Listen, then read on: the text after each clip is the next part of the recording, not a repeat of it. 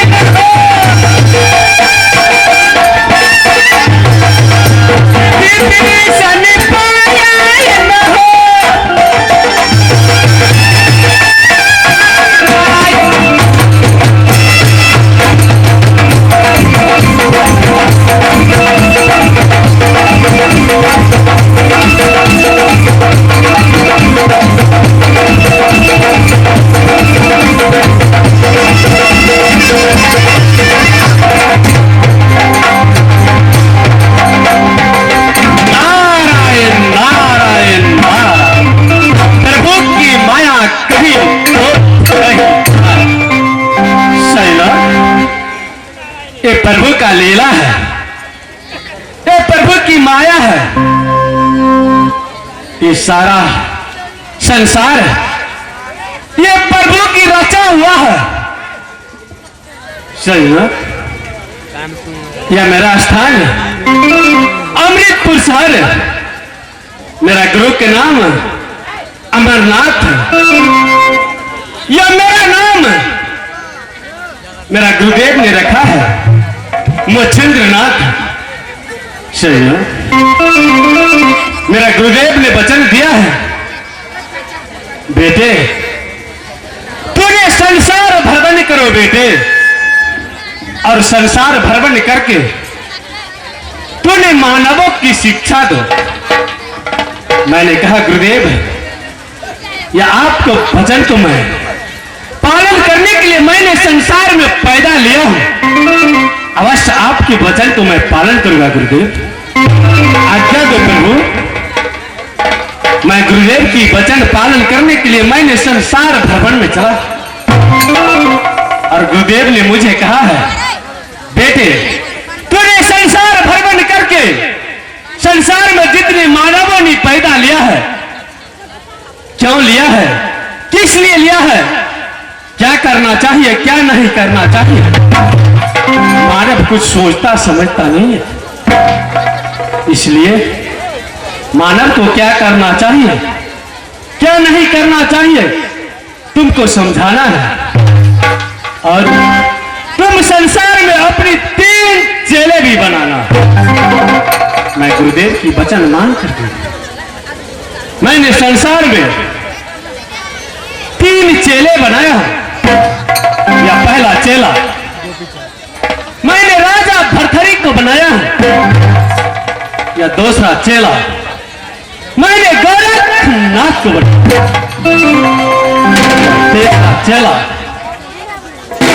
मैंने गुदरिया गोपी चंद को बनाया।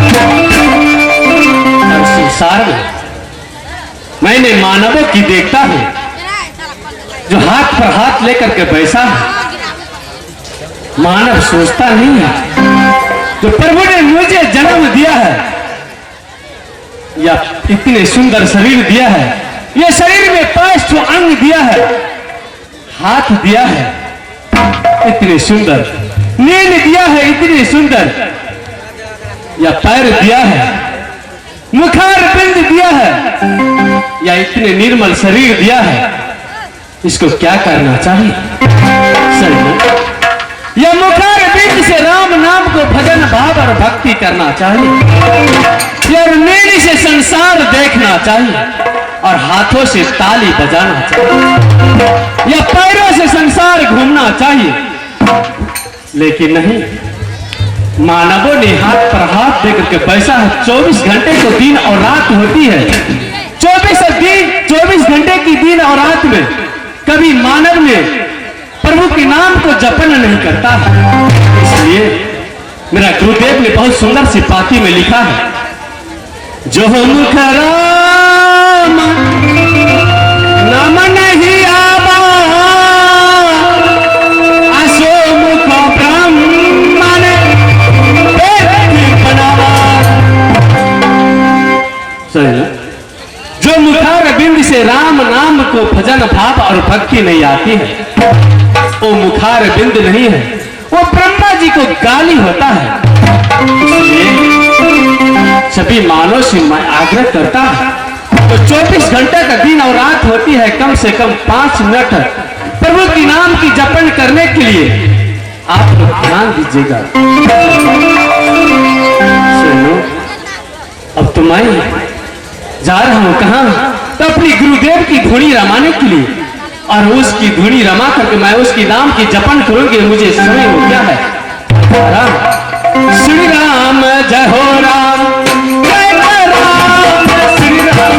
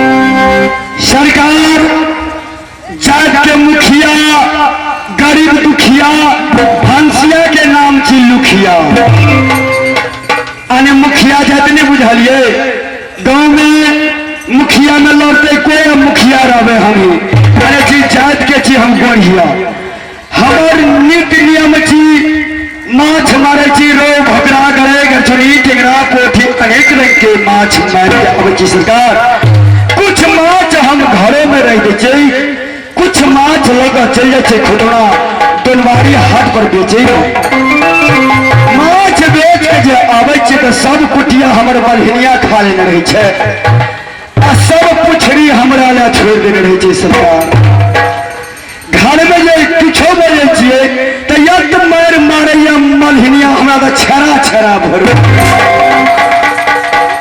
सरकार हम सुबह में उठे छे तो मलहिनिया के बर्तन माज के आन दे छिए चाय बना के दे छिए 2 बजे रात में जातियो दे छिए 2 बजे दिनों में जात दे छिए आ तैयो जोश नहीं भेटे मलहिनिया बड़ मार मारैया सरकार लोग घर से परिवार निकले चाहे मर्दे भगाई के लिए सरकार घर में जीते वाला नहीं धरिए दुर्गरा में 71 गो धिया पुता बहुत कम सजमैने लती जगह फेर गए माँ अब कहलिए कत हम जाब सरकार हम रास्ता पकड़ लिए बाबा मछिंदर नाथ के अरे दरबार के स्थान के हम नेपाल से चलिए भारत देश में तो हमें रास्ता में भेंट गए कहिए भाई साहब पहले हम जब एक हथा से जब हम कि कैसे बाबा के मंदिर मछिंदर नाथ के दरबार में जेबे उनकर दरबार कौन रास्ता है जाए के लिए हमरा तो नेपाले से भेंट गए बेकूफ 13टा रास्ते में बेकूफ नंबर 1 तो बात दिया किसी को फेर सुंदर माँ बहन लड़की जो जात रहा लपुआ छोड़ा जात रहा तो लड़की में कोनो बात फेंक दिला वो लड़की तो 10 टका पैर दिला तो मन शांत भ गया बेकूफ नंबर 2 तो सब बात में कहत ढूंढ और बेकूफ नंबर 3 बात लेत छीन अब भाई भैयारी में जाके भजा तो भीड़ और दिनों दिन हुआ लगत ही देख लियो अब बेकूफ नंबर 4 तो कखनो नहीं लेत बात विचार रहत तो कोनो बात के विचार नहीं करत बेकूफ नंबर 5 कखनो न बजे साच आ घर में लगावे खास हरदम गड़बड़े बात अब बेकूफ नंबर 6 तो गहूम में फेर देख 50 किलो जाओ अब देखियो जो मेरे में की गहूम ले 25 के कुंटल भगवानपुर चौक में हो बेच ले अब बेकूफ नंबर 7 तो दिनों के कहला रात दारू जो पीने रहा तो कहला कि अपन तर रहते ई भेल पूरे नशा के चल रहे अब बेकूफ नंबर 8 तो रोड पर लगा देते तो अब रोड पर टाट लगा देते तो गाँव के भर भर आदमी एक हटा के दे केहन बेकूफ चल रही रोड पर टाट लगा दे 10 गो काट देता 10 जूता मारता एक पैर में गले बगल और बेकूफ नंबर 9 तो सब बात में कहत रहो आज ने देखो पैसा टाल देने परसों तो माने तो मुझे की कर दी अब लिया यही मेरा जगह झंझट बढ़ा लिया मधुबनी में जाके तारीख लिख अब बेकूफ नंबर 10 अकरा बात में कोनो रहस बेकूफ नंबर 11 तो बितलो हो बात उखाड़ा पर पंचायत में बितलो हो बात उखाड़ा रे तोरा कुल में बनल लगल छ तू है पंचायती करे वाला महफिल में लगल छ तोरा कलंक लगल छ तोरा अब बेकूफ नंबर 12 तो मिल लो बात के बिगाड़ गाँव घर में जो झंझट है तो दोनों के नगर समाज में बुद्धिजीवी लेबर मिला दिल दोनों झगड़िया के अब 12 नंबर के बेकूफ दोनों के बिगाड़ दिल अब जाके कोई लालिश फुदारी के अब मधुबनी तक लेते रहियो तारीख अब बेकूफ नंबर 13 और रोड पर लगा तो 6 सब पब्लिक मुख जाओ सरकारी बाला मंदिर छिए कि बोकरा मंदिर छिए हमारा नाथवादी के प्रसन्न 10 रात के सटा भगल चल गए तरंगना गोविंदपुर नाथ कर तो हम पूछलिए बात बाटी हमार नाच पार्टी कोना गले से सरहैठा के सटा छे कहे धूम मत कतो हा के हम कहलिए जंगल घूमे ले चल के छिए अखन के राम नारायण जी पैसा ले लो और तुरंते गेल ग हमार के सरहैठा ला सीधा लग जाके लगने के सटा कहलिए जी सर हमरा लगने के सटा छे बैसाख महीना के समय रहे बड़ रौद रहे एगो गाँव तर में रही बोकरा जी रहे हमारे मन की कोनो बाबा जी रहे बड़ निन्याल रही बोकरा के कहे कि बाबे छी वो बोकरा के कहे दंडोत बाबा बोकरा तो हमरा कहे चोरी में बोकिया लगल लगल कहे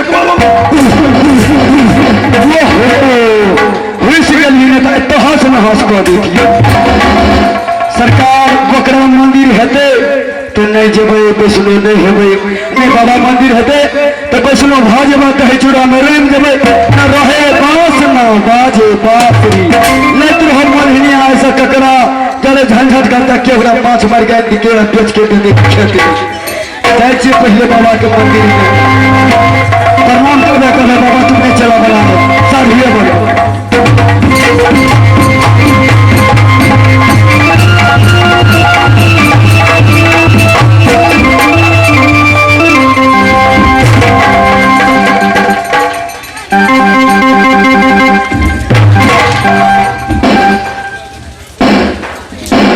साले हरामजादे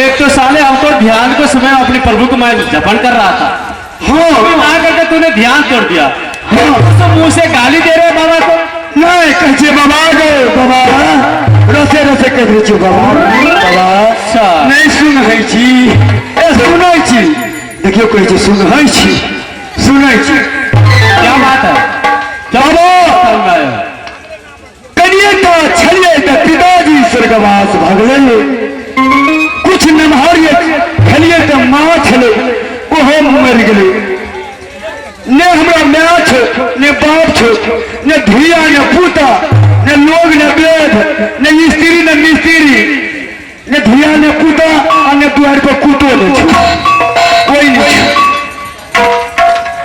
अच्छा इसका मतलब है तुमको घर में कोई नहीं है माँ बहन बीवी बच्चे कोई नहीं है कोई नहीं छो साथ है बिल्कुल अकेला है हाँ पूरे निवंश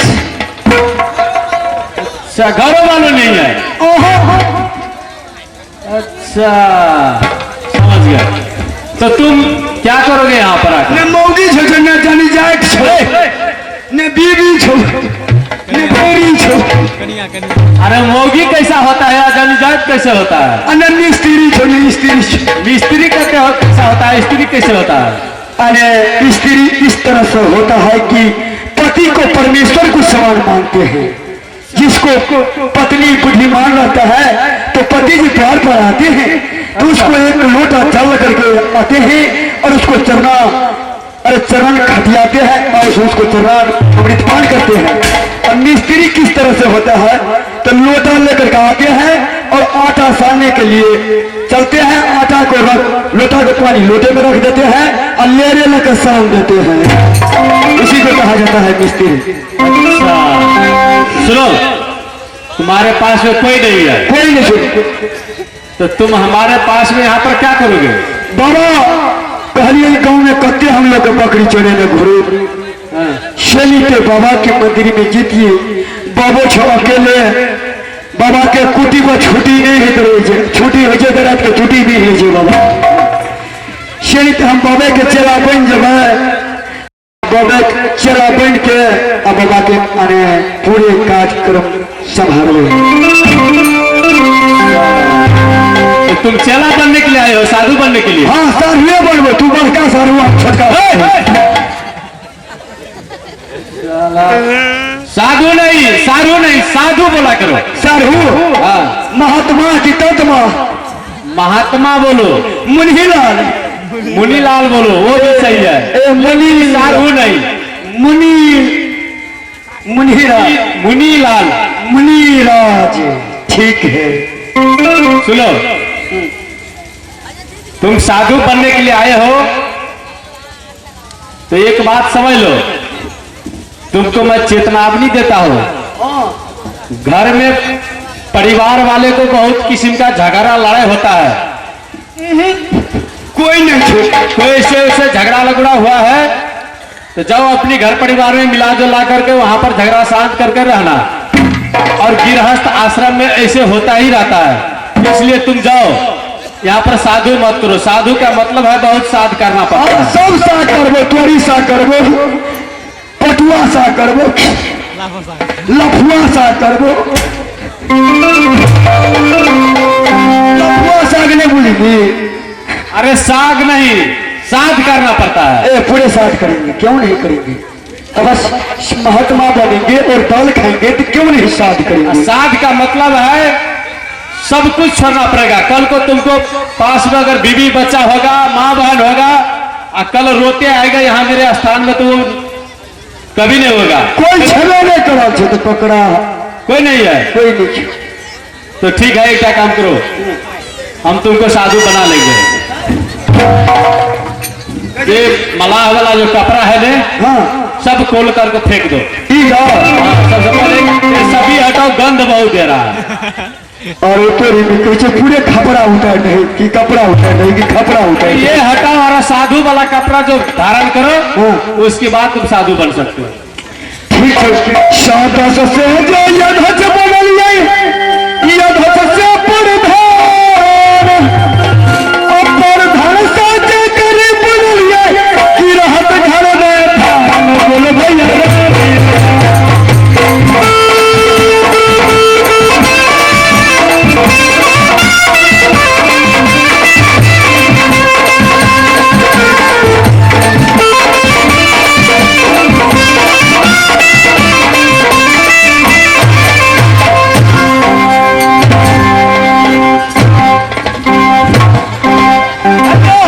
भैया साधु खोल दियो।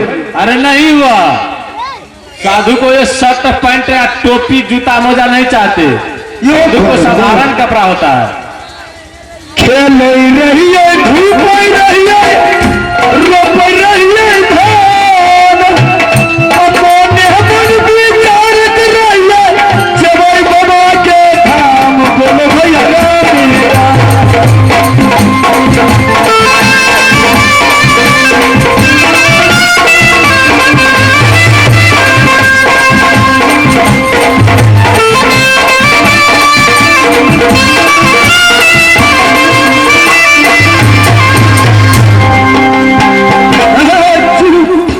बाबा टोपी उतार दिया। आप तो भैया साधु। अरे अभी भी नहीं हुआ, हाँ? बाकी है ये सभी कपड़ा निकालो। यो ही कर दो। हाँ, जल्दी जल्दी निकालो। जिसका भी घघरी घरों के नहीं काम छे, हमरा अंगना में 7.5 बोरा धान छे। हमरा अंगना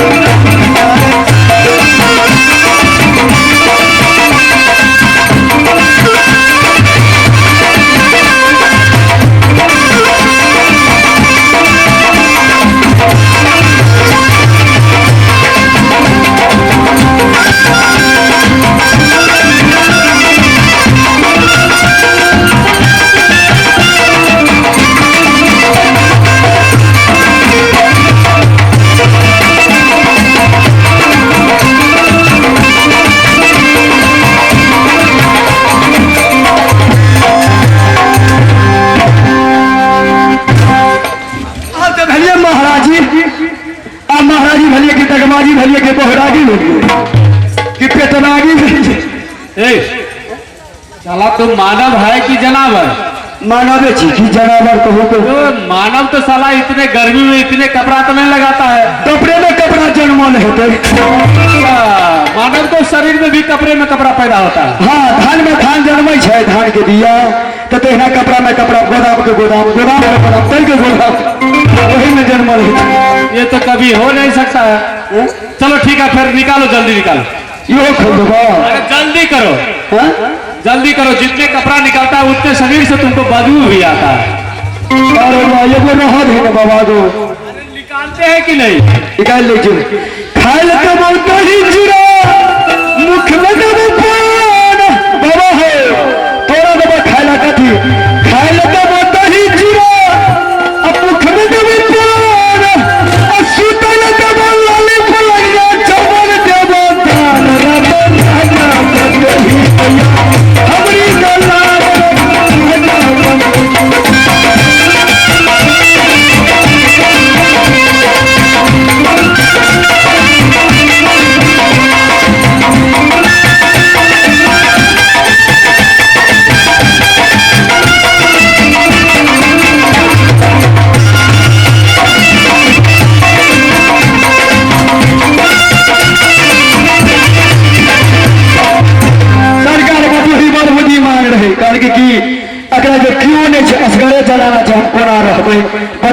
कर दे छे नहीं खेबो दही जीरो नहीं लेबो नहीं खेबो दही जीरो नहीं लेबो नहीं सुतबो लाली परिया नहीं लेबो ना पोखरिया हमारी बना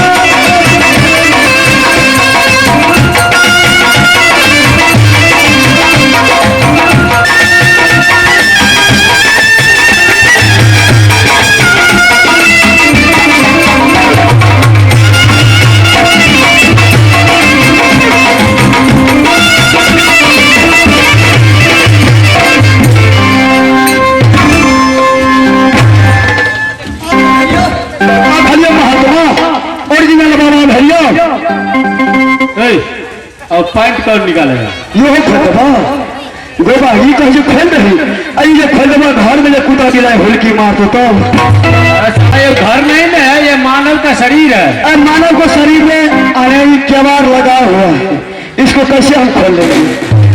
इसमें कोई कुत्ता नहीं फेंकेगा। खोल दो जल्दी खोलो। भौजी के घूर घूर मुखिया जी के घर से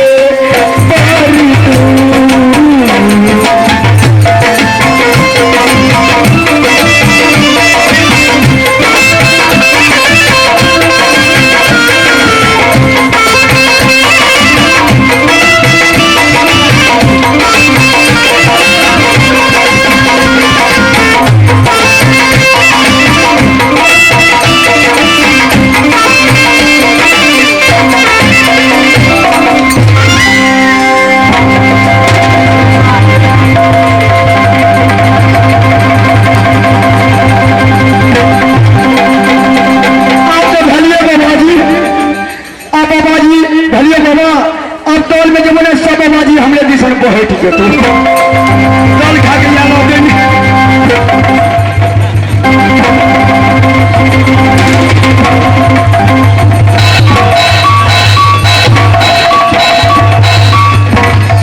साले हरामजादे पसंचिया देखी थी अबे बोलता था साला ये कपड़े में कपड़ा पैदा होता है। साला तू तो कपड़ा पैदा होने वाले साला तू कपड़ा लगा है। साला इसको जल्दी खोलो, महिला का कपड़ा लगाता है औरत नहीं गो हमने लगे चलिए महिला के कपड़ा वही में फूल देने में जमीन के लिए ये कभी नहीं हो सकता है। साला तू पागल है। मैं पागल जी में पिछले पागल जी में घर से भागल जी गाने गाने आज कल जी कहिए छूटेगी। जल्दी करो, ये साधु का द्वार है, यहाँ पर दूसरा लोग देखेगा क्या कहेगा बाहर। जल्दी करो।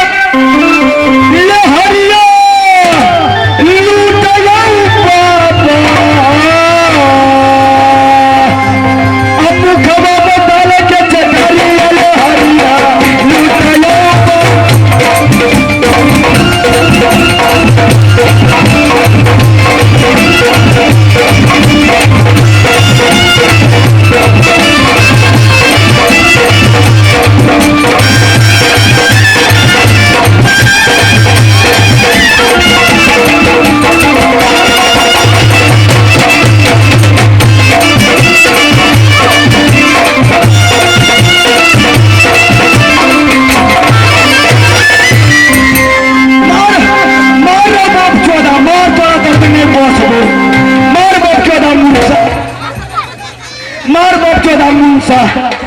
तोहर मुक्ति मार की तोहर बाप मारो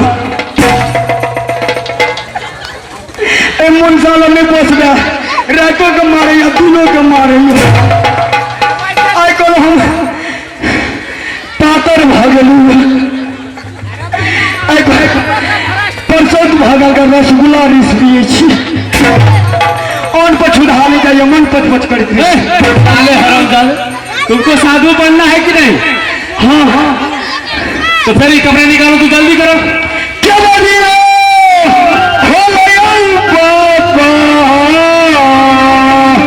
तारे पैया छप्पू करिया के भरिया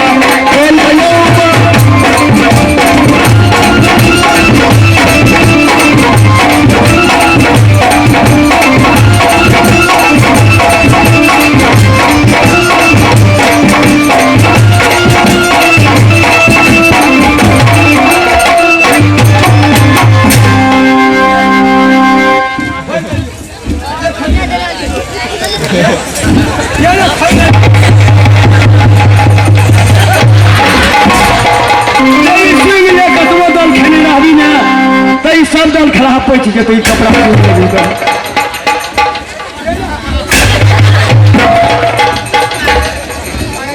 ये ना पहुंचा मुंसा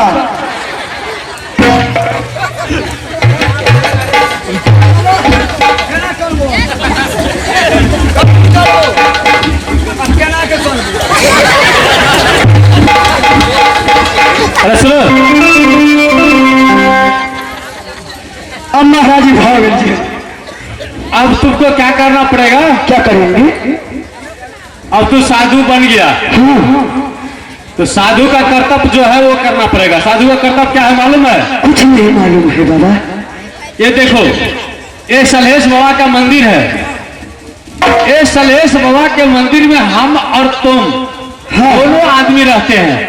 अब इसको करना क्या है? क्या करना है? तो कभी रहते हैं या कभी हम चला जाता है दल में, अच्छा, कहीं दूसरा जगह चला जाता है। हाँ। तुम सवेरे उठ करके ये सलहेश बाबा के मंदिर को सफा करना, झाड़ू उड़ू लगाना है, इसको धूप आरती दिखाना है, इसको बाल भोगी कराना है। अच्छा। और इस स्थान पर कोई साधु आ जाएगा, उसको सेवा संस्कार करना है, उसको भी भोजन कराना है। ठीक है बाबा, सुबह शाम तुमको इतना काम हुआ। अवश्य करेंगे। कोई साधु आएगा सलहेश बाबा को स्थान में तो अवश्य उसको भोजन करा सकते हैं। हाँ सुनो, अब हम चलते हैं, हमारा पूजा का समय हो गया है। मैं जा रहा हूँ अपने ध्यान में, और तू भी थोड़ा भगवान को भक्ति कर लो और अब ध्यान मान लो। रामचंद्र भगवान के, राम भगवान को चिंता से जवान घटे, दुख से घटे विषाद, अब से जब हर घटे तो कहबे तो। ठीक है बाबा, है ध्यान में। हम लोग चला जाता है कहो रामचंद्र भगवान को चिता कहा के घर ही मेरा बता रमे भाई मन तिरवा में किया जे।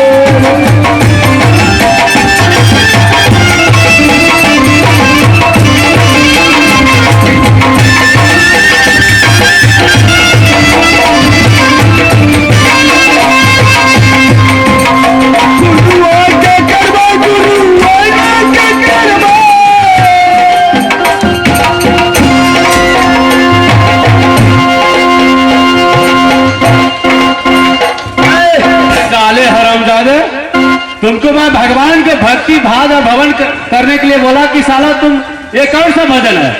बड़े बाबा होकर के कुछ नहीं समझते हैं।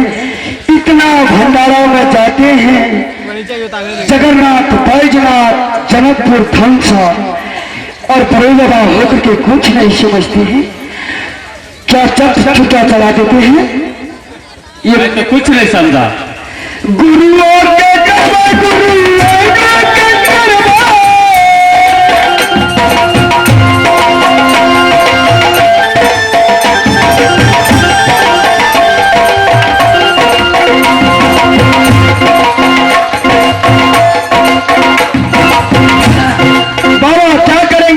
समझे क्या करोगे? सुबह शाम और आपको जागेंगे पीछेंगे, और बाबा के ईश्वर मन तिरवा में किया जे।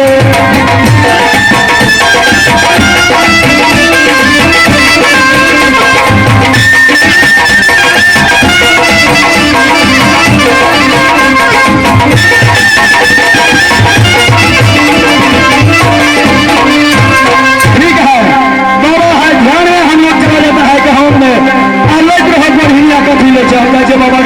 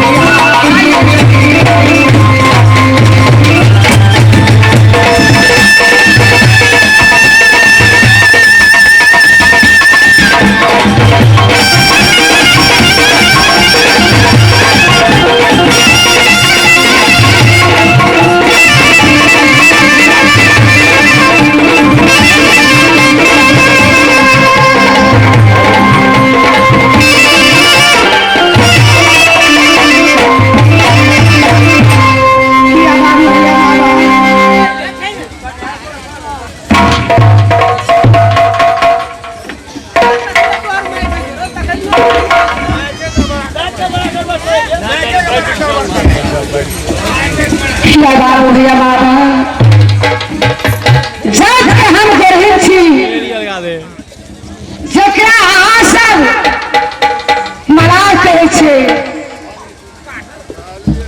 घर में एक हाथ पर धिया पुता छै खाए के कोनो उपाय नहीं छै कहलिए जान लिए ना जाने किनको पोखर में चोराइए के कुछ छाप फेंकबे पबनी दिन चलिए 1 किलो आध किलो हेते माछ बेच के या कमती में अनाज किन के धिया पुता के भोजन कर देवे एक सुबह पठलिए मरहा के अखन तक मरहा के थाहने छी अपना विचार केलौं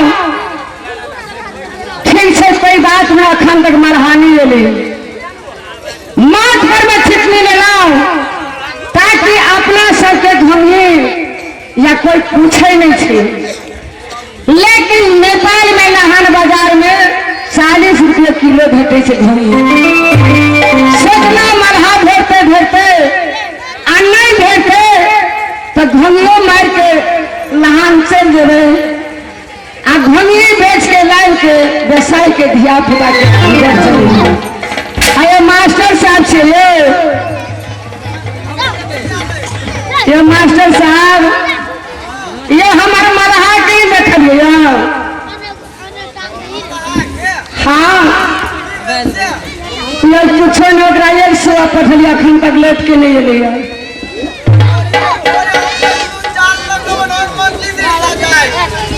गई ना जान लगा मंदिर दूसरा जाए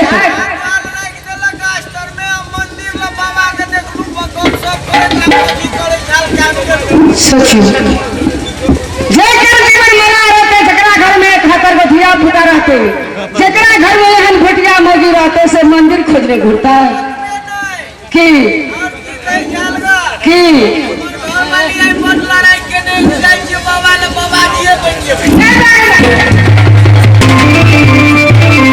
लड़ाई हम करबे नहीं करिए आ तब केना झूठ फूस पड़े छे फिर से जाए से देखबे भेटते नहीं भेटते तो भंगी मार के चल जेबे श्री सीताराम सीताराम सीताराम गंगा में गोदावरी तीर्थ में प्रयाग धन भाग कौशल्या के जो राम लिए अवतार राम बिना दुख कौन हरे वर्षा बिना सागर कौन भरे तुलसी बिना पूजा कौन करे श्री सीताराम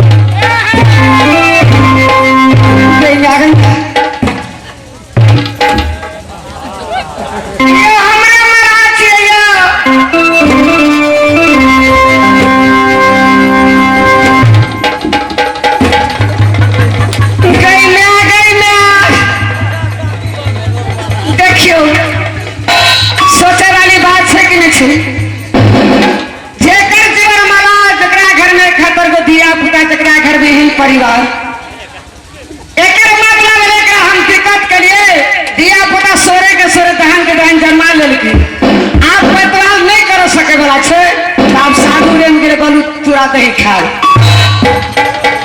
चित्रकूट की घाट में पड़े संत का भीड़ और तुलसी का चंदन घिसे करे राम रघुवीर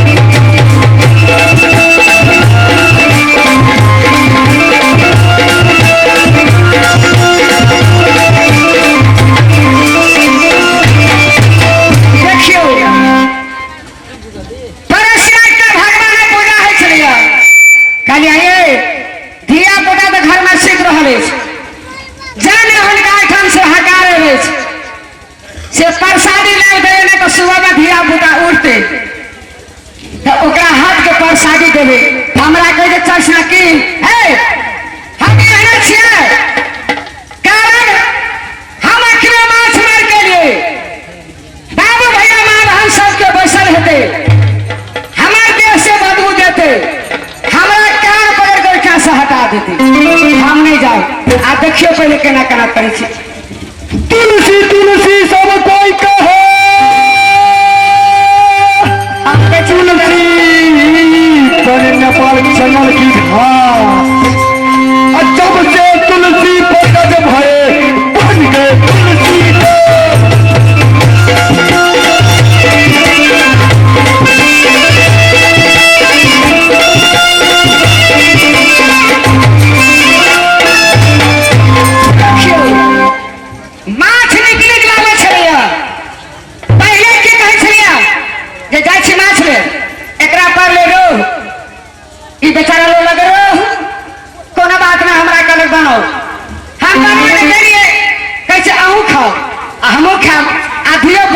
लिए जब दोनों प्राणी बैठे एक जगह खाए के लागे ना तो हमरा के हाँ रुक हम के भले नहीं खा देबा सुनो कौन माछ है से बुझलिए कहले कौन माछ तो कैसे रो तो हम कहले कर मतलब की भेली केहन बढ़िया से बने नहीं सकते प्रेम से हमरा कहिए चाहसिन के है रेहू नहीं खाबो अब तो हमरा धारी पर ले भगे जब घर वाला भगा कहल के रेहू नहीं खाबो तो केना खेबे छोड़ देलिए बेस बढ़िया ओकर बाद में कहलिए हे जाओ ना माछ ले एकरा माछ भेटल खुरसा बेस बढ़िया बनेलिए बना सुना के हमहू भजिए नहीं रहिए ओई गप के बेस बढ़िया चैना करके ना बना सुना के देलिए दोनों व्यक्ति बैठलिए जहाँ आप कर उठे तो तब कर उठे तो हम कहलिए सुनो सुनो कहते की बात हम कहे कि कौन माछ है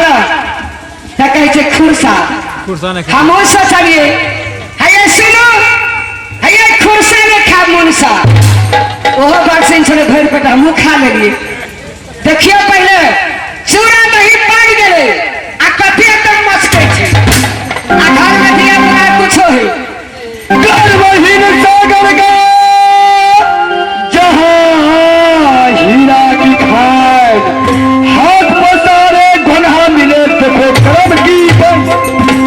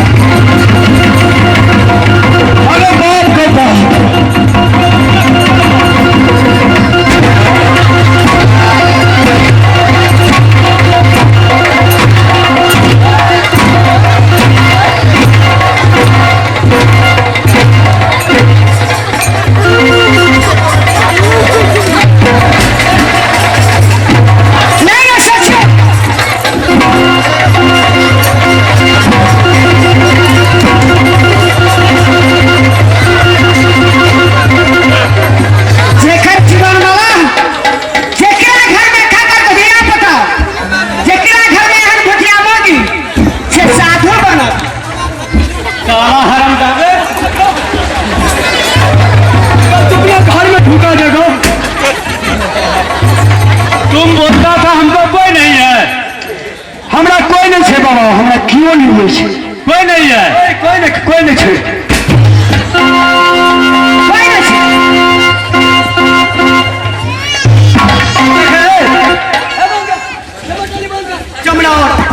कैसे कि बाबा कोर्ट में फेंक देबो ए मंदिर के झील में लगी रहती क्या चाहिए तो क्या चाहिए क्या चाहिए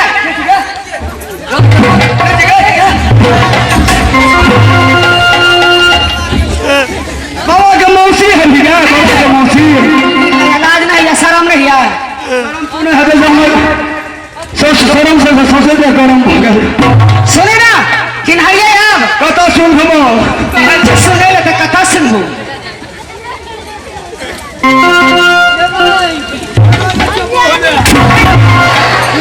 मांटारो फेर देलके ये बेटा अरे सोचिए पहले एकरा बोल आ एकरा बापा के बोल एकरा ला आकर धियो पुतो के ला। सुनो पहले आहा कान ठेके ले लिए बाबा जबरदस्ती है हाँ बाबा जबरदस्ती कंठी पहन करके हमने बांधे छे अच्छा बाबा हम सब क्या बांध दिया है? जबरदस्ती बन रहा साचे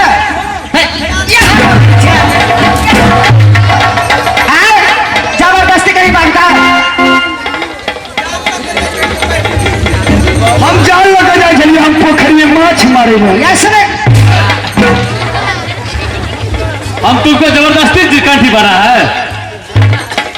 मार लेना चोटने लगलो मार ली तो केहन चोट लगलो हमरा मार ली हमरा तोरा कते चोट लगलो तुमको मैं साधु बनाया है फिर तू झूठ बोलते हैं क्यों? ये आहा कंठी कैसे ले लिए कंठी लेला 3 दिन हो गेलै कंठी लेला 3 दिन भेल खार में पारी छला से मर गए जेठ की कंठी के मुंह पर जाया जल्दी कंठी वापस करो आ घर चलो दियो जल्दी कंठी वापस रोज लोट कंठी पहन देने छे लोहे के कंठी बड़ भारी लगे रही बाबा बैसलो नहीं धारल के अपन कंठी लो ले हमरा बैसलो नहीं धारल के अच्छा तुमको वैष्णव धर्म में जाने से तुमको गरफायदा हो गया। गरफायदा भले कंठी ले लिए तब पारी मर गए अच्छा जेठ की छोहारी के पेट मुझ इन्हें कहे जो छोरी तो छोहरी नारियल करे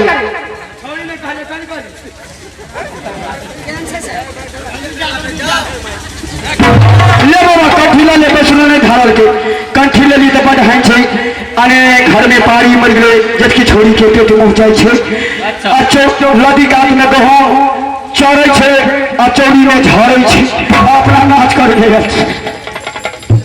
सुनो कंठी लिया तो तुमको बहुत हानि हो गया ना। नहीं धारल के बैसलो तब मरा छोरी मर गया छोरी का पेट झड़ गया नदी काट का खेत चढ़ गया हाँ बहुत नुकसानी हुआ। बड़ छतिए छती छे कोई बात नहीं अगर ये कंठी फिरता करोगे तो क्या होगा पता है?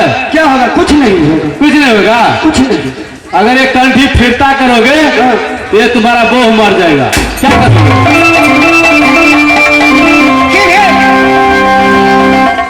बाबा शराब दे दले ना पीने लिया से शराब दे लगा कौन शराब कल के की कंठी ले हुई तब पारी मर गेलो जेठ की छोरी के पेट में जाए छो लदी काट में गहूं चढ़े छो चोरी में झड़े छो आ कंठी जे वापस कर दी तो हरी भुटिया बोह जे छो ई मर जेतो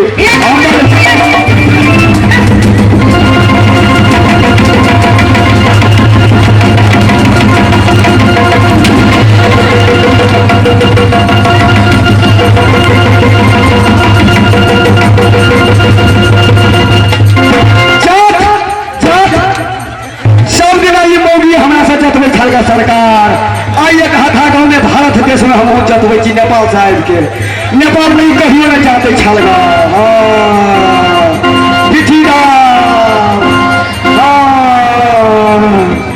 छाती दाव छाती ढोली दाव लोढ़ी लगा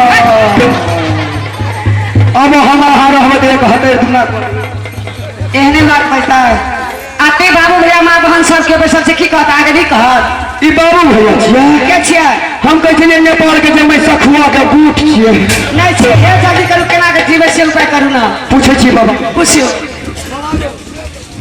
क्या बात है? बाबा वो है हमारे मर जेते तो बलान और में जाके कनबै कहबै गई बोह गई बोह में गई कोनो जिए वाला कोनो उपाय छो तो जिया रही ने तो बाबा बेगरे बोह के कोन हम शांत से 40 बरस 45 बरस अतनी उम्र में बोह मर जेते बड़ दिक्कत है तो हमरा अच्छा, इसका उपाय है? कथी छ इसका उपाय यही है, जो जिस रोज तुमको वो क्या कहता है अच्छी दिन को सह करके, जिस रोज तुम्हारा बेरागन होगा उस दिन को सह करके तुमको सत्यनारायण भगवान को पूजा करना होगा। अच्छा, और 5 मूर्ते साधु को दल दे करके भोजन कराना होगा। सारा कुछ तुम्हारा ठीक हो जाएगा। ठीक ठीक ठीक क्या छोड़ोगे? हेते बाबा अवश्य अहाँ सब क्या उठा गेलिए? वो तो लड़ाई भेलेगा नहीं भेलेगा लड़ाई। बैठे जाओ, प्रेम से बोल दो सरहेश महाराज की जय। शांतिपूर्वक से बैठ जाओ, शांतिपूर्वक हमार दल ले कल है हमारे बेरागन करा दिया है। पहले अपने परिवार को पूछ लो, पहले अपना परिवार को पूछ लो, जो मानेगा तब उसको, और नहीं मानेगा तो क्यों पूजा करेगा? बाबा कहिए कि भर दिन सहले आ 5 गो पैसा हाके दे ले, कथी देले दौड़ दे ले। केना के बजिए ना। हाँ तो देवे, हाँ देवे। 5 गो पैसा हाके देवे भर दिन सह के। डाल देवे। हाँ तो दौड़ देवे। हाँ डाल देवे। 5 गो पैसा हाके देते दौड़ देते दौड़। अच्छा, 5 मूर्ति को ध्यान देगा? हाँ तो कोई बात नहीं, जाओ तुम अपना 5 मूर्ति को ध्यान दे देना, सत्यनारायण भगवान को पूजा कर देना, सब कुछ ठीक हो जाएगा। चलिए दो कल्याण रहो, कल्याण रहो।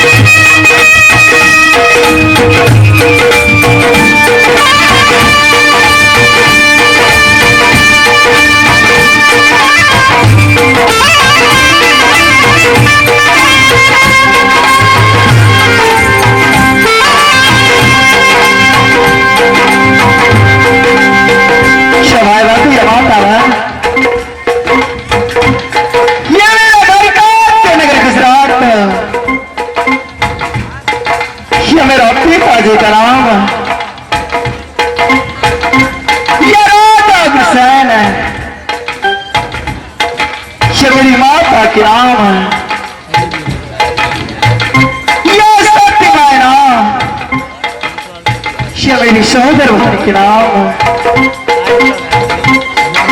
या सत्य निर्माण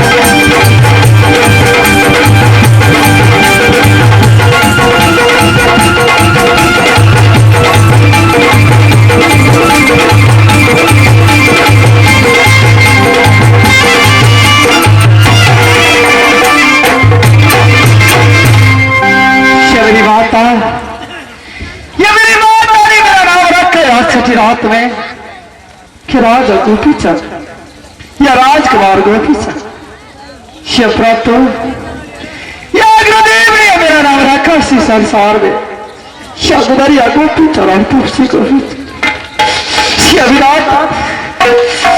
प्रत्येक कई सालों का पुत्र में अपनी माता के लिए इसी संसार में आओ भगवान यही नाम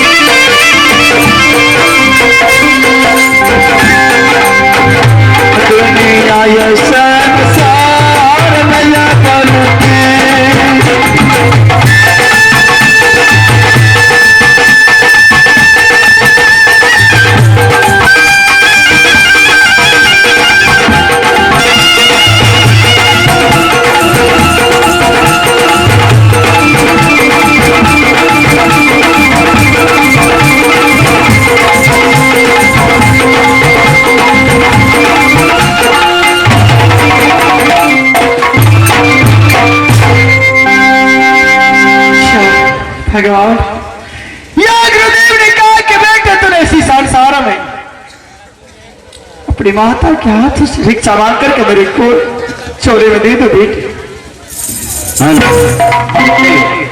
गुड्डू मिस्त्री यानी कि बिजली मिस्त्री की तरफ से 10 रुपया आए हैं हमारे कंपनी को, उनसे लाख लाख शुक्रगुजार है। धन्यवाद।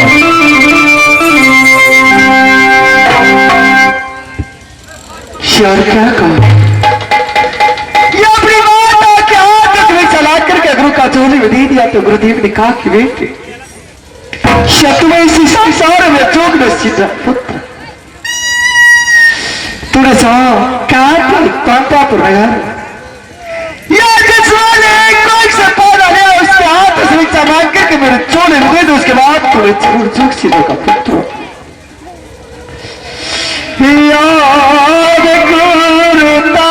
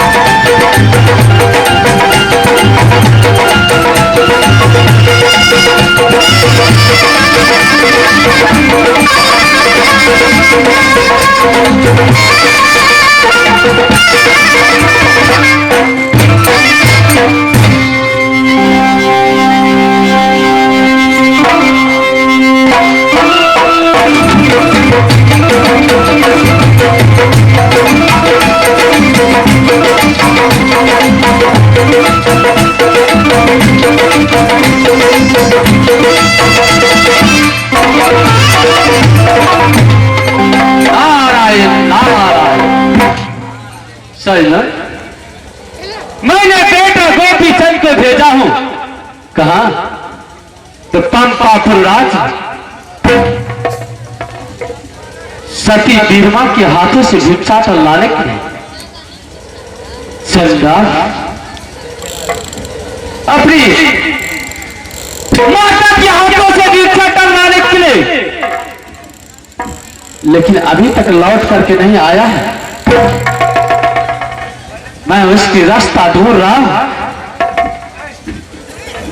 यह कौन सी रास्ते में भूल गया है, या मेरा ध्यान भूल गया है, या फिर माया की जाल में फंस गया है, कोई पता नहीं लगता है। या अपने गुरु की ध्यान भूल गया है। ठीक है, मैं देखता हूं। चंडाल अपनी गुरु की आवाज करके मैं देखता हूं कौन सा रास्ते से आ रहा है, या कौन सी माया की जाल में फंस गया है। मैं अवश्य उसको देख सकता हूं।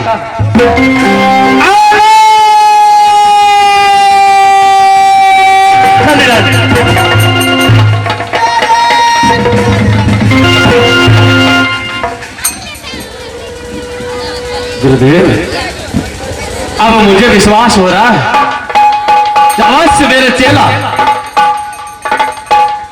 आप ही भिक्षाटन लेकर के मेरा वचन की पालन करके अवश्य रास्ते में आ रहा है। अब मुझे विश्वास हो गया।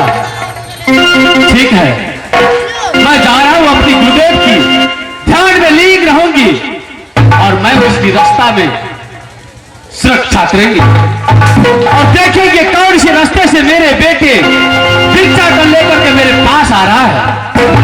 श्री राम जय हो राम, जय राम, श्री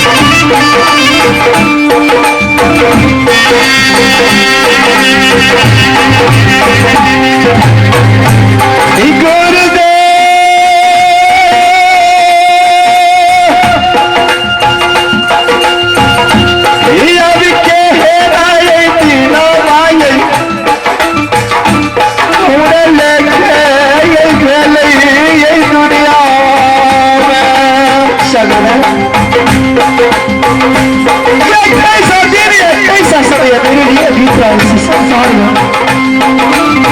ये तो मुझे अपनी बात का सिद्धांत आपको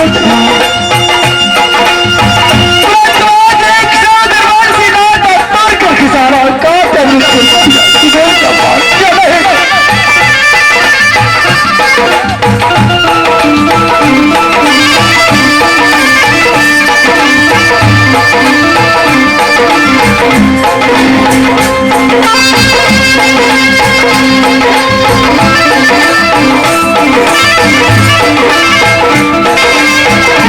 दुनिया ये शर्मसार मेरा पल में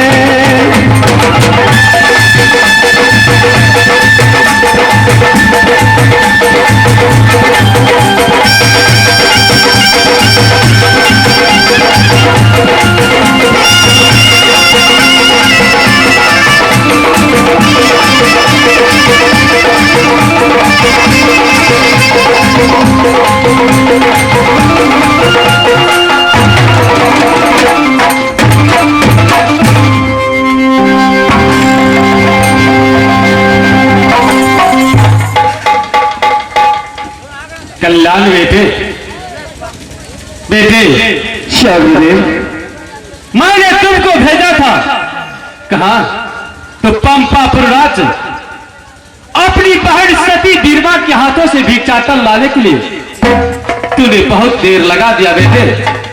क्या तूने भिक्षाटन लेकर के आया क्या है बेटे? सही बात है गुरुदेव, ये आपने कहा कि बेटे तूने इसी संसार में अपनी वाणी कहा तो भिक्षा मांग मेरे चोले दी तो बेटी, या इसके बाद तुम्हें जरूर या चोट से हो जाएगा पुत्र।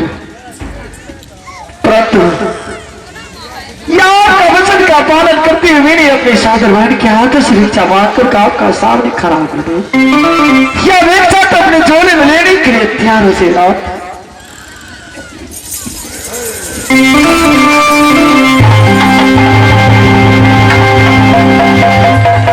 गुरुदेव, ये मैं क्या देख रहा हूं गुरुदेव? इस संसार का लीला मैं ठीक है। ये क्या लीला देख रहा? एक बहन ने अपनी सहोदर भाई की अपने हाथों से भिक्षाटन देकर के अपने घर से भेज दिया। कैसा उस बहन की कलेजा था, कैसा उसकी सीना था। इस संसार का क्या लीला है गुरुदेव, मुझे कुछ समझ नहीं आ रहा है। बेटे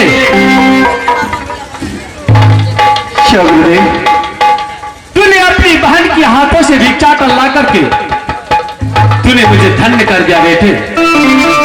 मैं बहुत खुश हूं, लेकिन मैं तो तुमको वचन दिया था, अपनी बुखार बिंद से मैंने वचन दिया था जो बेटे तुमने अपनी बहन के हाथों से भिक्षाटन ला करके मेरे झोले में डाल दोगे, तुम्हारा योग सीधी हो जाएगा बेटे। लेकिन योग सीधी होने और समय है, लेकिन फिर भी मैं अपने वचन को कभी झूठा नहीं कर सकता हूं बेटे। इस बार मैं तुम्हारा अपनी माता पिता की सेवा करने के लिए मैं अवसर दे रहा हूं, लेकिन 7 रोजों के लिए।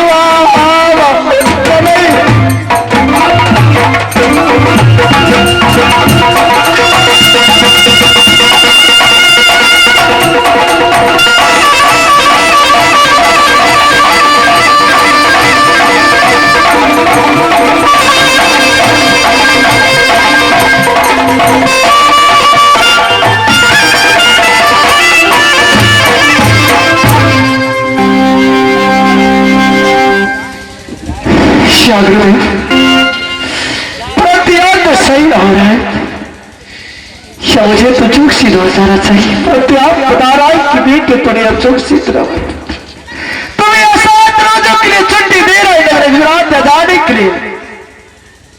प्रत्याग ठीक है, जो क्या आपका वही भी मेरी भी खुशी हो जाए संसार हो खुदे कल्याण हो बेटे, जाओ बेटे। तूने मुझे 7 रोजों के लिए मैंने फुर्सत दे रहा हूं, मैं 7 रोजों की बाद तूने आना बेटे, मैं सदा के लिए तुमको फुर्सत दे देंगे बेटे।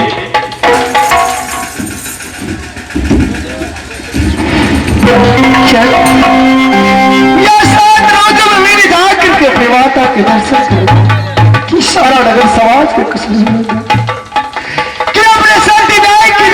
के कुशल का यहाँ परमात्मा तुरंत क्या या गुरुदेव की आदेश या गुरु का आदेश के अनुसार या मेरा इसी रास्ता में चलना क्या बहुत सही बात है। या मेरा सता ये बोली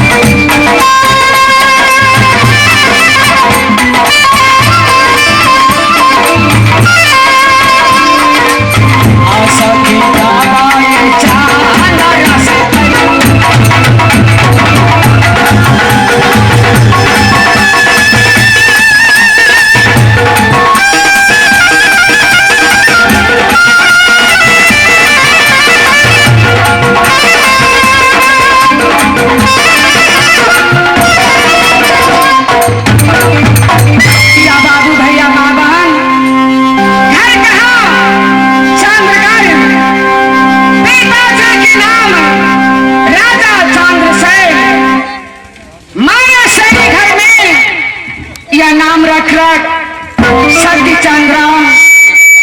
सासुर कहाँ पर है? शहर गुजरात।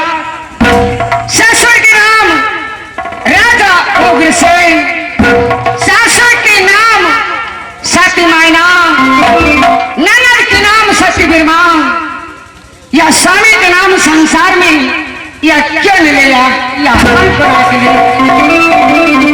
लिया रे स्वामी के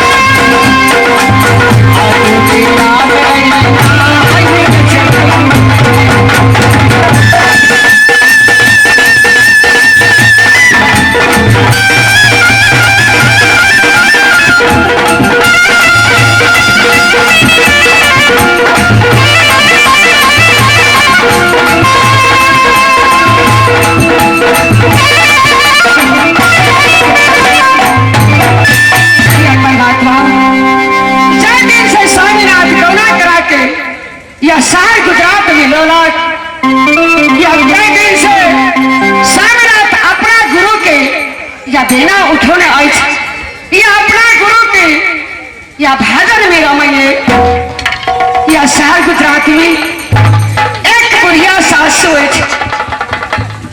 जब स्वामीनाथ या अपना गुरु के देना उठावा के गेल या हमरा करके गेल है सत्यदाही या हम जा रहे थे गुरु के देना उठावा या जा रहे थे उनकर कार्यक्रम में हमें कहा था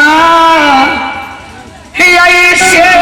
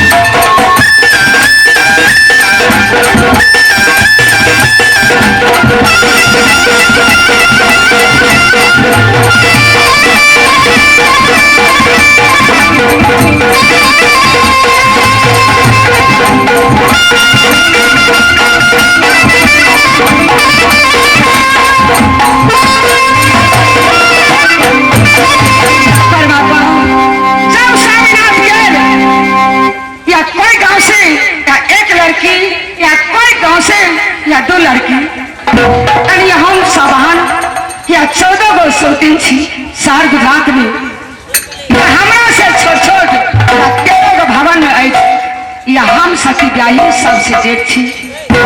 हिया बेचारा ना के सेवा करी।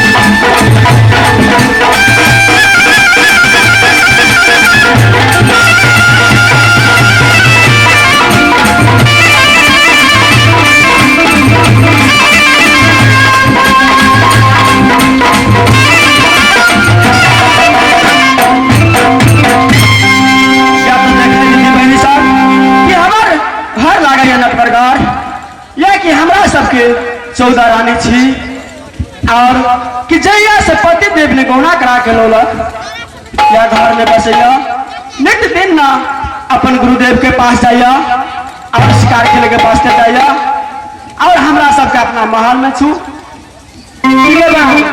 खाना से समाचार के आगे सब तो देखे छिए गए आगे फटलाहा के नहीं देखे छू कब छो गए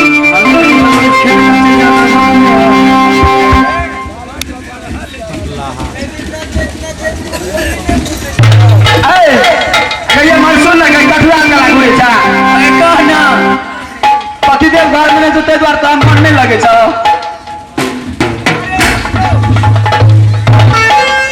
फटला कत रहे मेरे जो थाहे में चले झूठे के तल काम कर देखे बोले ना पतिदेव जे घर ये ना तो कबोगा तनके नहीं देला तैया पका चल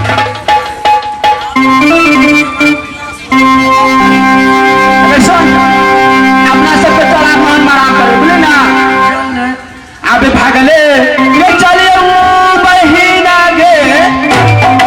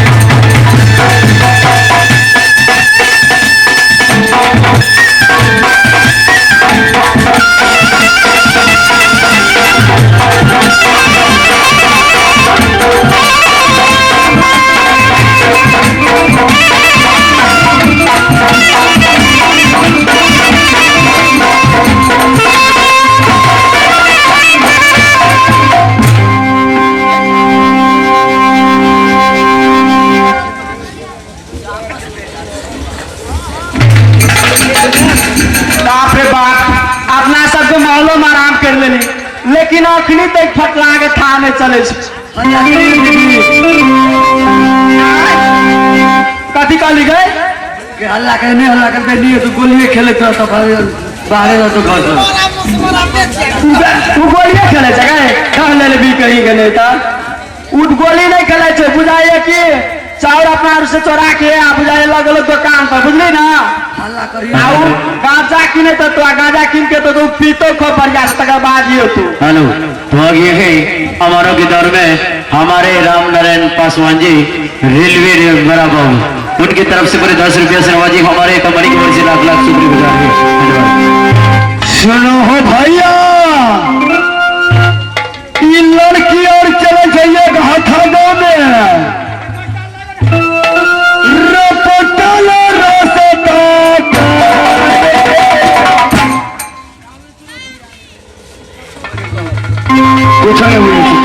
एक रास्ता पकड़े सुनो हो भैया चल हो रानी और चले बलकर के परिवार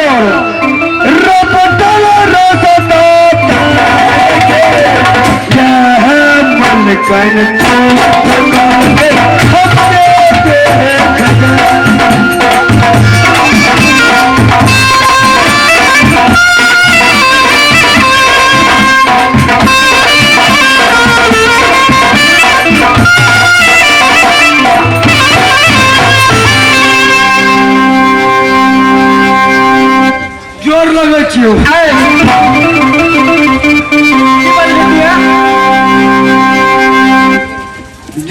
छी कहे के तोरा मुंह में तमीज नहीं छौ तमीज नहीं छै जोर लगे छी कि गोर लगे छी या तोड़े में गेलो हमरा में एला गोर लगे छी हाँ खुश रह हाँ घंटा नहीं रहो चार बज के तू गाजा की नहीं रहो हमरे देर से चिचियाई चलियो पता तू चल गए से पहले कहा तक नहीं आता कथी ला बोले नहीं कथी ला बोलबे छ तोरा कथी ला रखने छियो कथी ला दरवाजा पर तोरा ड्यूटी करेला आगे तोरा ये हाथ एक हाथा में तोरा घूम घूम के गाजा पिएला आगरा के वो सिनुर पिठार में चला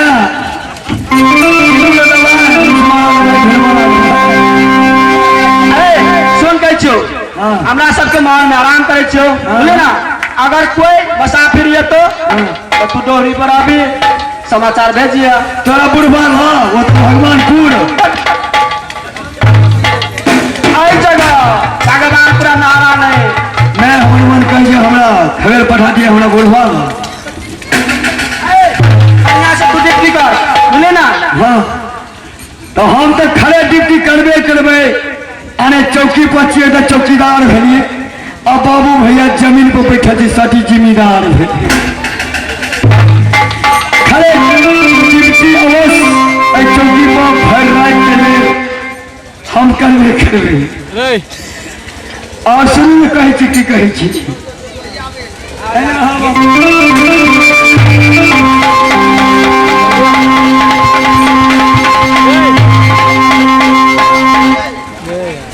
जल्दी आना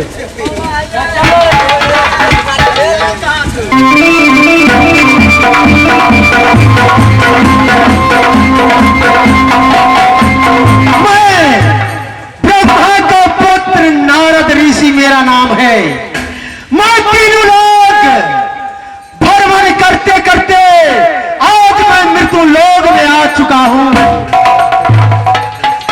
मैं अपने कान से सुना हूं मृत्यु लोक में राजा उग्रसेन का पुत्र गोपीचंद बहुत धर्मात्मा हो चुका है आज मैं जाकर के उसे सच दिखाऊंगा झूठ बोलाऊंगा तब मैं नारद ऋषि कहलाऊंगा नारायण नारायण नारायण जत करियो बाबा बिलाई मार मददी प्रेम करियो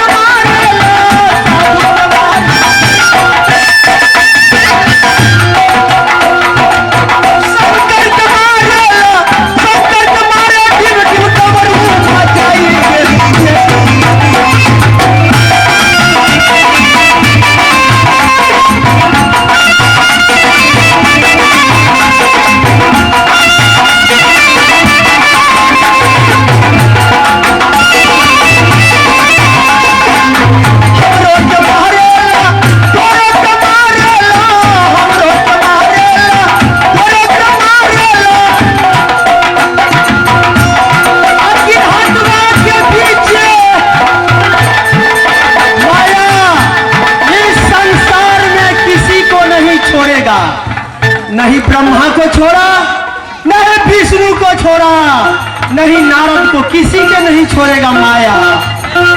हमरो के मारेला, तोरो के मारेला, गिरहतवा के पीछे, गिरहतवा के पीछे डगर वाला पड़ गया।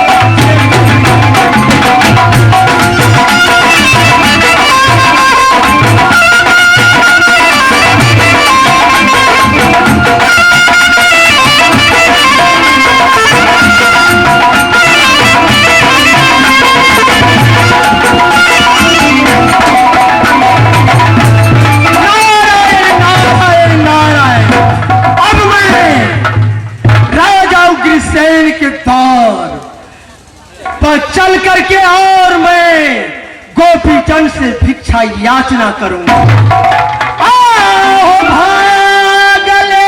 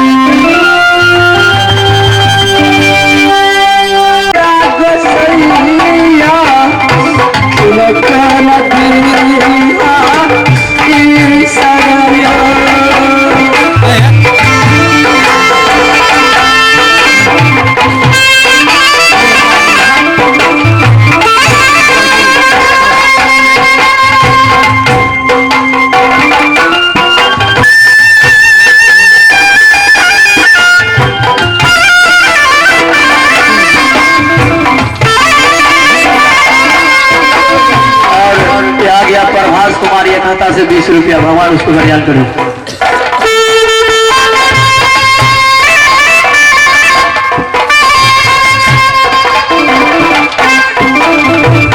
गंगा भैया अच्छे कुछ दुख दुख सर समाज मांगला जानना या तब तक जान को पकड़ता है। कहाँ नशा देगो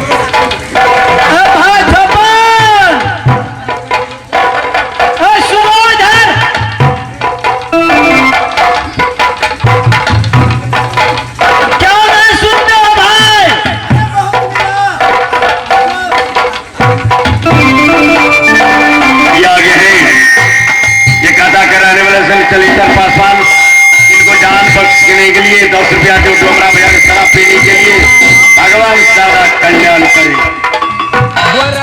भाई छोपन, हाँ भाई काटन, शराब पीने के लिए रुपए और पैसे दे रहा है। हाँ इसको जान बख्श दो। ठीक है, होगा कि नहीं? एकदम होगा। चलो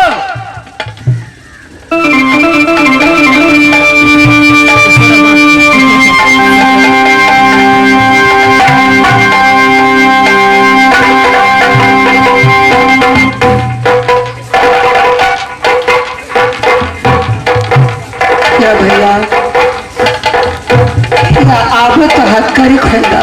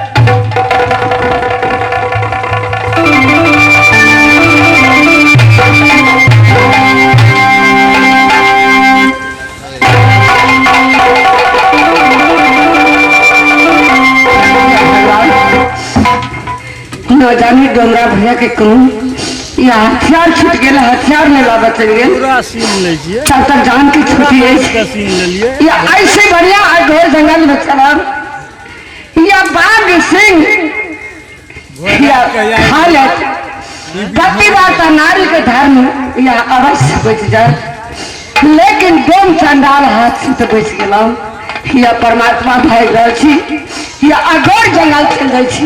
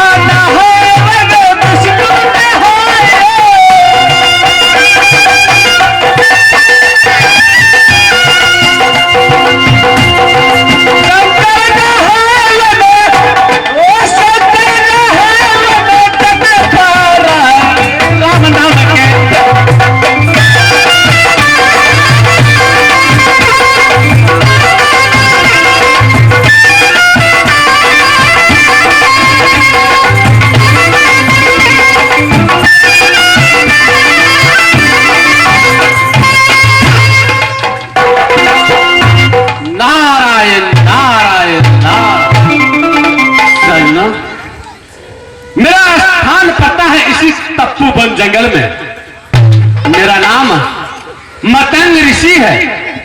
मैं इसी तप्पूबन जंगल में निवास करता हूँ और मैं ढूंढी रमाता हूँ इस तपोवन जंगल में। नहीं आने का रास्ता है, नहीं कोई जाने की रास्ता है। इस तपोवन जंगल में मैं हजारों करोड़ों वर्षों से मैंने भोले शंकर का ढूंढी रमाता हूँ। मानव नाम का चीज अभी तक इस तपोवन जंगल में प्रवेश नहीं किया है। इस जंगल में जानवर ही जानवर से भरा रहता हूं और मैं एक सिले पत्थर पर जाकर मैं भोले शंकर के नाम का ध्वनि रमाता हूं। मैं जा रहा हूं अपने प्रभु के नाम में मैं लीन रहूंगा। श्री राम जय हो राम, जय जय राम।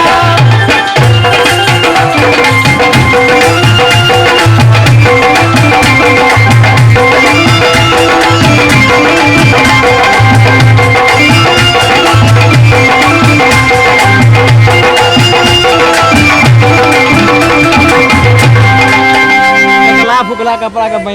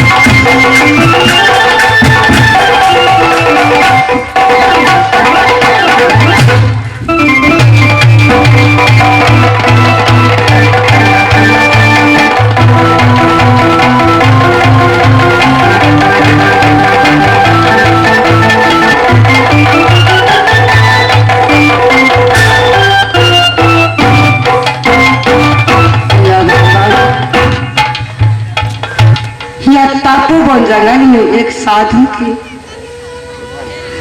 देख रहा छे धुनी रमाने या घास पतार से बहुत भरल है या ना जानो या घर से बाहर तक या दुश्मनी लागल है या चोर छी कि चंडाल छी कि बेईमान है कि शैतान है। लेकिन पतिव्रता नारी के धर्म है या कोई साधु मिले संत मिले या अवश्य या प्रणाम करने या पूरा कचरा के साफ करने जे पतिव्रता नारी है उनके पास बुद्धि रही है। कर्म सागर जहाँ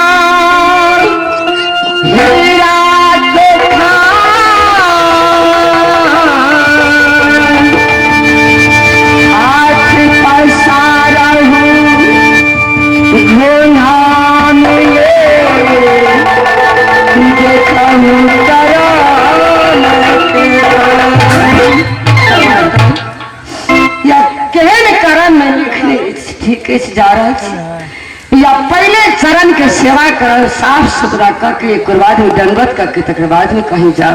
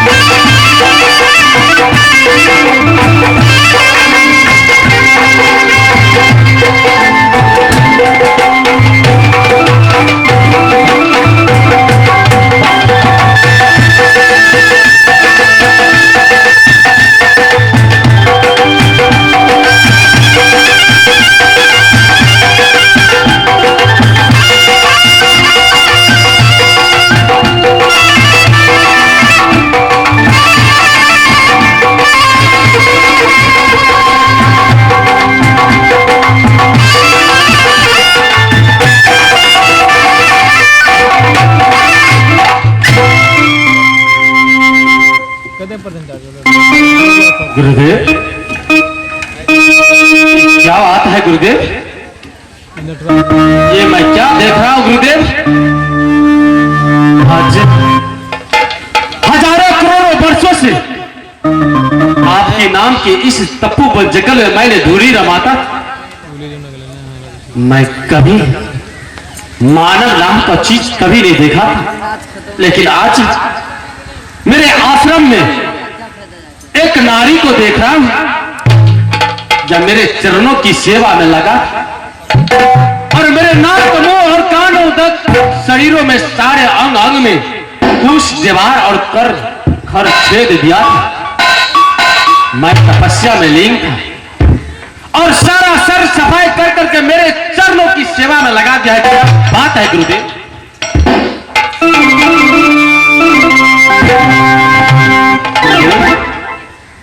मैं वो ऋषि नहीं जो मैं एक नारी को देख कर मैं भटक जाऊंगा। मैं पहले जगह ऐसा मेरा जांच मत दो गुरुदेव, ऐसा जांच मुझे मत दो गुरुदेव।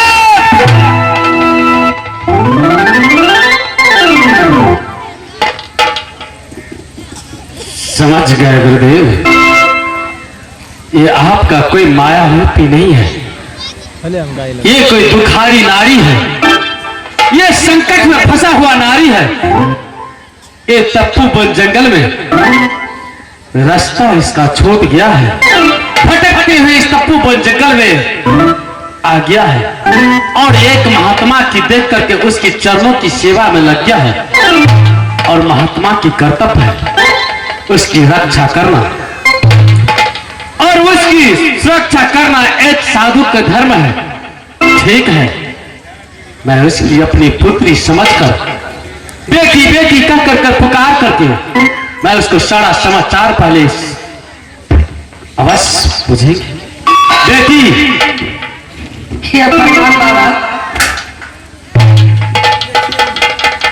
तो ये बताओ बेटी, इस तपोवन जंगल में मैं करोड़ों वर्षों से मैं रहता हूं, लेकिन मैं नारी को कभी नहीं देखा था। लेकिन आज तू मेरे आश्रम में आकर के पूरे घर कुटिया की सफाई किया है और मेरे चरणों की सेवा में लगा था। क्या बात है? और कहां से आए हो? किसका तुम बहू बेटी हो? क्या तुम्हारा नाम है? मुझे कह करके सुनाइए बेटी।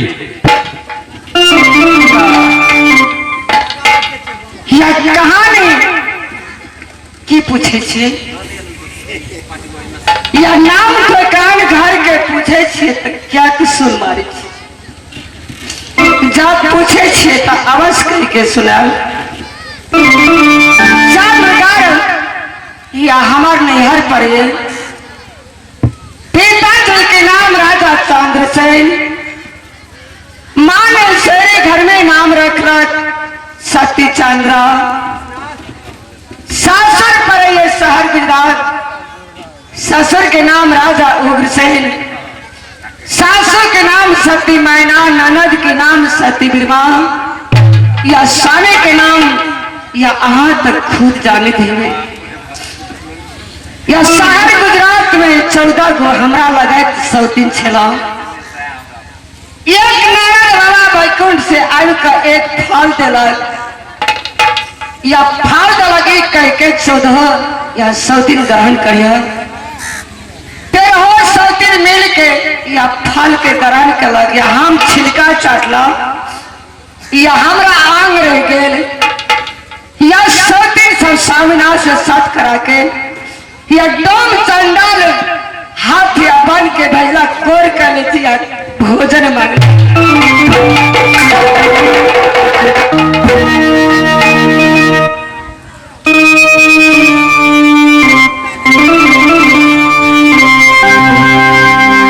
चंडाल,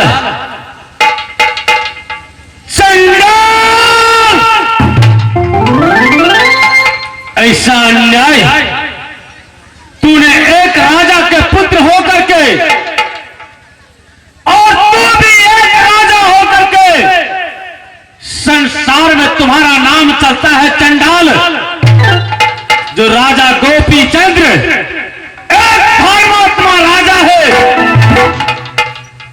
बहुत दानी है, लेकिन एक अबला नारी की ऐसी सजाए मैं कदापि तुमको छोड़ नहीं कर सकता हूं। मगध ऋषि की जोड़ा तुम पहचानते नहीं हो। चंडाल मुझे कहां नहीं जाती है।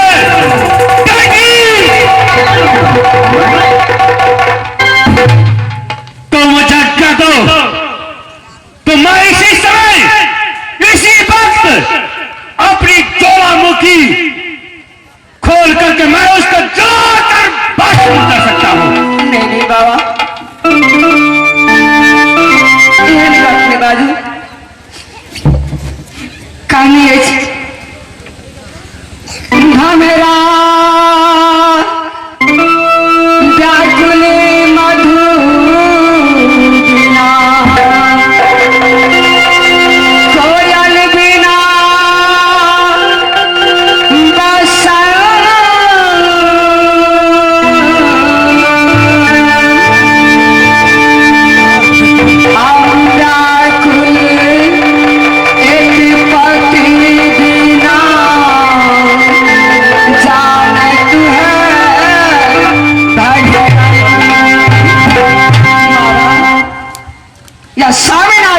कर्म केलक या अपना लेल में केलक, लेकिन हमार पतिव्रता नारी के धर्म नहीं कहिए या दुर्भाग्य नहीं कहिए।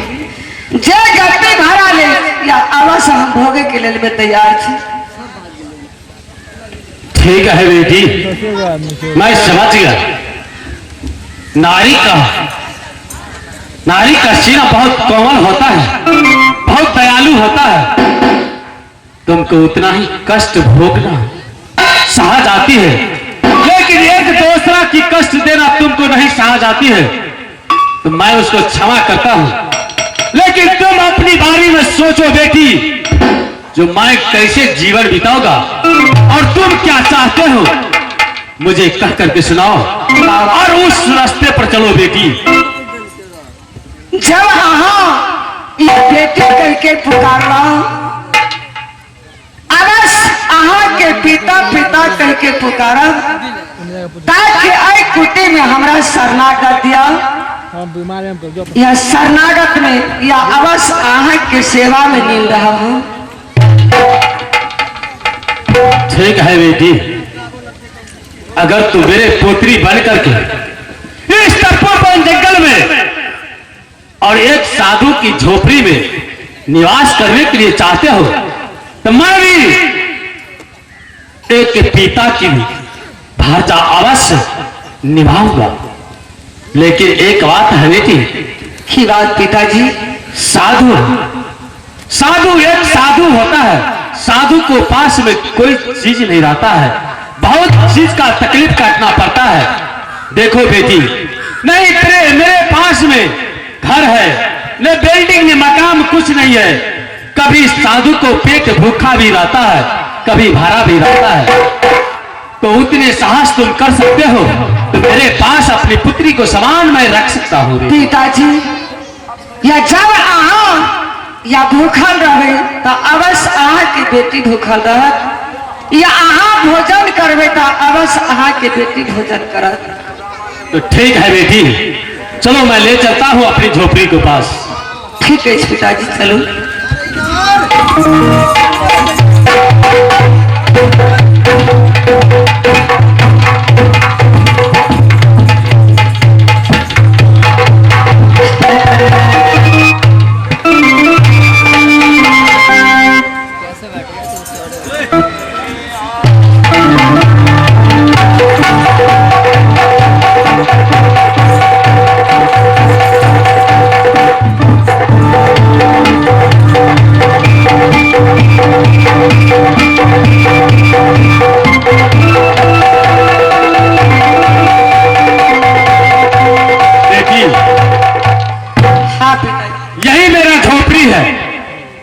इसी झोपड़ी में तुमको निवास करना पड़ेगा।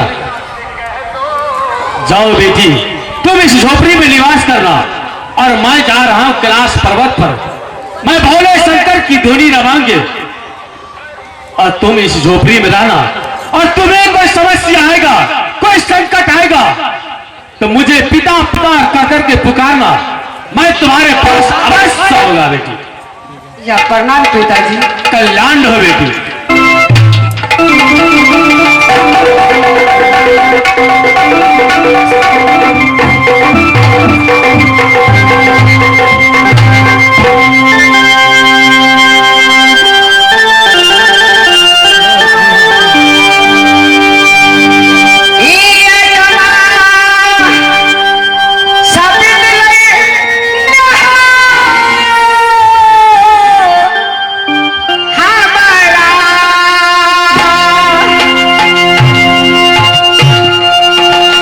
हमारा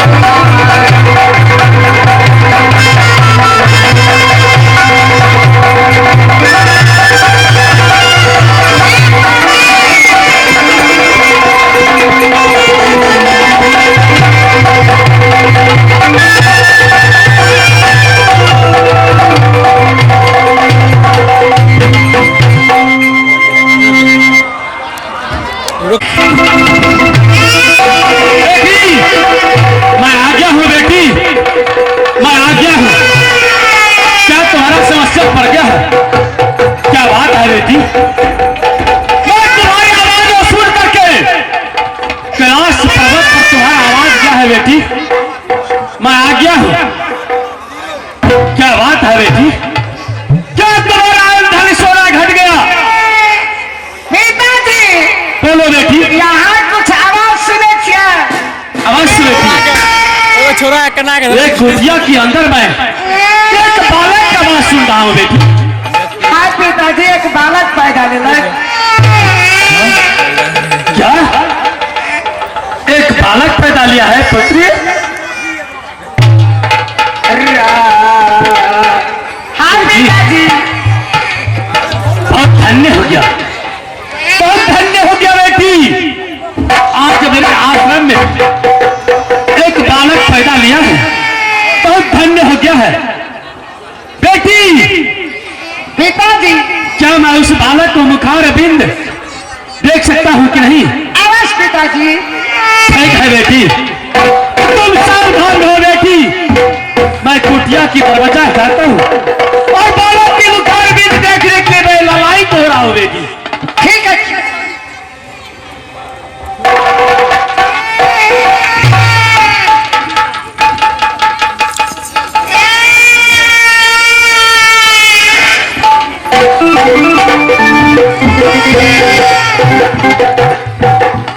आशा अगर रुकबे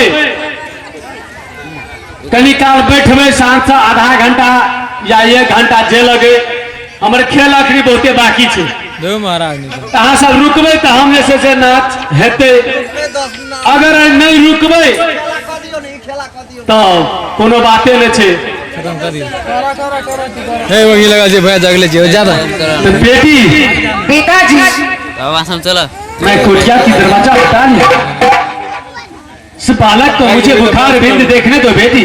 अवश्य। और बालक के बुखार बिंद देखने के लिए मैं बहुत लालायित हो रहा हूँ। ठीक है ये अलवाला पिताजी। कर के सारा एक बस समाप्त कर बड़ी कुछ बोलायो तू भर दिन रहबे कर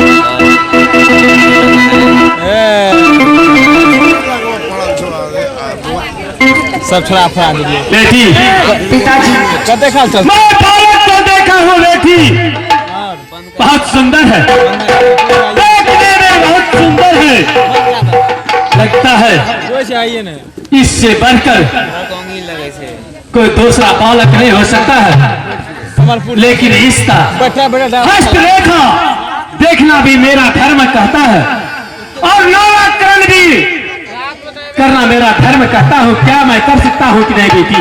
अवश्य पिताजी, या अहाँ के सिवा हमरा के फ्लैश लाइट जब भर ले के दोसर सरकार।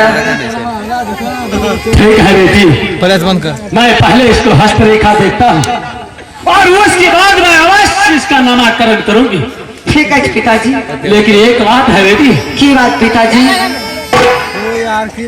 दोहा और पाती ने कहता है सुगा पंथी योगी 100 रुपया दक्षिणा, खाली हाथ नहीं देखना। ये बालक की हस्तरेखा तो अवश्य देखेगी बेटी, लेकिन बिल्कुल खाली हाथ नहीं देख सकता हूँ बेटी। पिताजी छोड़ा या स्नापो बंजकल में किनका से मांग के देल या 100 रुपया, ठीक है, या 12 भैया से मांग का या अवश्य अहाँ हस्त का दे। दे ला